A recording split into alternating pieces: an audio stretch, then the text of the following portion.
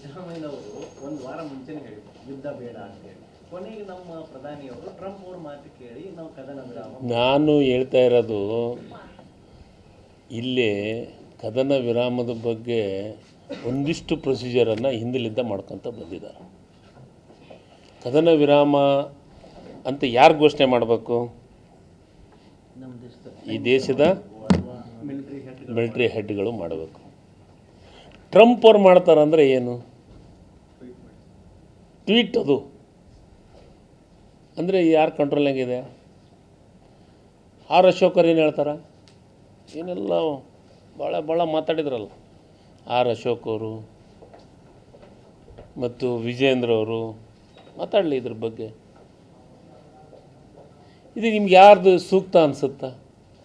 ಮಾಧ್ಯಮದವರು ಹೇಳ್ಬೇಕು ಇದ್ರ ಬಗ್ಗೆ. ಯಾಕಂದರೆ ಮುಖ್ಯಮಂತ್ರಿ ಸಿದ್ದರಾಮಯ್ಯನವರು ಒಂದೇ ಮಾತು ಹೇಳಿದರು, ಏನಂತ? ಯುದ್ಧ ಮಾಡಬೇಕು, ಅವಶ್ಯಕತೆ ಇದ್ದರೂ ಯುದ್ಧ ಆಗಲಿ, ಈ ಸಂದರ್ಭದಲ್ಲಿ ಸೂಕ್ತ ಅಲ್ಲ ಅಂತಂದರು. ಇವಾಗ ಎಲ್ಲರೂ ನೋಡಿ, ಇಡೀ ದೇಶದ ಜನರು ಯುದ್ಧದ ಮೂಡ್ನೊಳಗೆ ಬಂದ್ಬಿಟ್ಟಿದ್ವಿ ನಾವು. ಯುದ್ಧ ಆಗಬೇಕು, ಭಯೋತ್ಪಾದಕನ ಮಟ್ಟಾಳ ಅಡಗಿಸ್ಬೇಕು, ಭಯೋತ್ಪಾದನೆ ಕ್ಯಾಂಪ್ಗಳೆಲ್ಲದು ಇದು ಒಳ್ಳೆಯ ಅವಕಾಶ, ಅವ್ರನ್ನ ಗುಂಡಿಟ್ಟು ಹೊಡಿಬೇಕು ಅಂತಂದು. ಪೂಜೆಗಳಾಗತ್ತಿದ್ವು, ದೇವಸ್ಥಾನದೊಳಗೆ ಪೂಜೆಗಳಾಗತ್ತಿದ್ವು, ನಾವೆಲ್ಲ ಪೂಜೆ ಮಾಡಕತ್ತಿದ್ವಿ.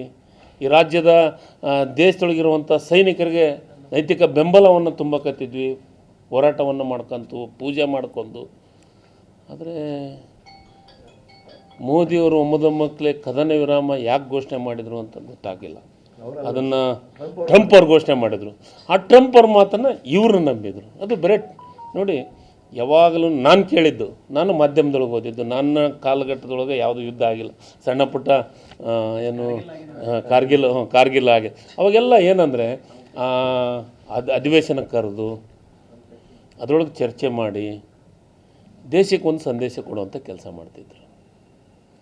ಮತ್ತು ಮಾಧ್ಯಮದವ್ರನ್ನ ಕರೆದು ದೇಶದ ಪ್ರಧಾನಮಂತ್ರಿಗಳು, ಇಲ್ಲಾಂದರೆ ದೇಶದ ಪ್ರಮುಖ ಕಮಾಂಡ್ಗಳು, ಸಂಬಂಧಪಟ್ಟಂಥ ಏನು ವಾಯು